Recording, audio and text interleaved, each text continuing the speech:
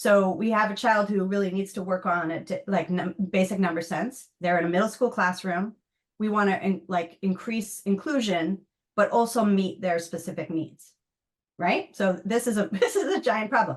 So a couple of things that can, I think, depending on the kid, I would recommend different things. So one way to work around this problem is to write a goal focused on the standards of mathematical practice.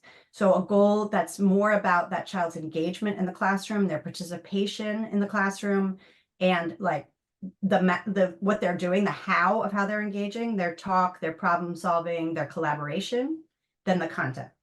That could be the strategy that a parent wants to go with. I want everyone to focus on how my child engages in math class. But you could also have that and content goals, but sometimes you might need more than one content goal or think strategically about which you want it to be. So you could, if you want the teacher to focus on the number sense that the child still needs to develop, then I would advocate for a number sense goal, but maybe also advocate for a goal that's connected to the mathematics of the classroom.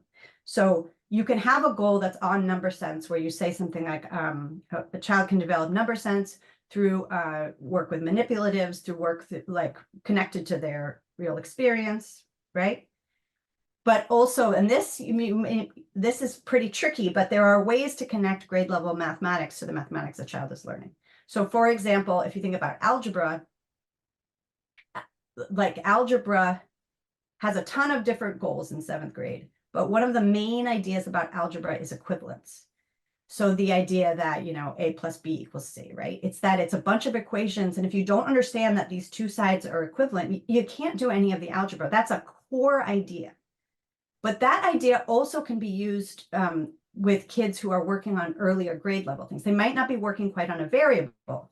But one thing we do with kids is we'll say things like 8 plus 7 equals blank plus 1. So kids, and actually the older they get, and this is like all kinds of kids, will write 15 in there because they think the answer comes after the equal sign. They think the equal sign means the answer comes next, not that these two things are equivalent. So we do a lot of work with it's very simple addition, subtraction, multiplication, but it's about understanding that those two little lines, they mean that these two things are the same. So you can do work on basic number sense that is connected to the most important ideas in algebra. What I would say are the core ideas of algebra, which is one of them is equivalence. But like I'm saying, you can design instruction that begins, it's about number sense, but it's also about this core idea of equivalence. So this is about IEP goals, but this is also about inclusion in mathematics.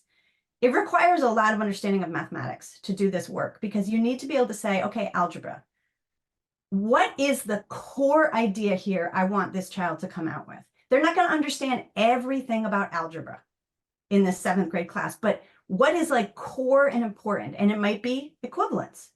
It might be matching graphs with equations. You have to pick something that really matters, that's ambitious, that's the high leverage, right? But that requires mathematical understanding. And so sometimes that can be pretty tricky for parents and it can be tricky for teachers, which is why I continue to advocate for more professional development for special educators in math.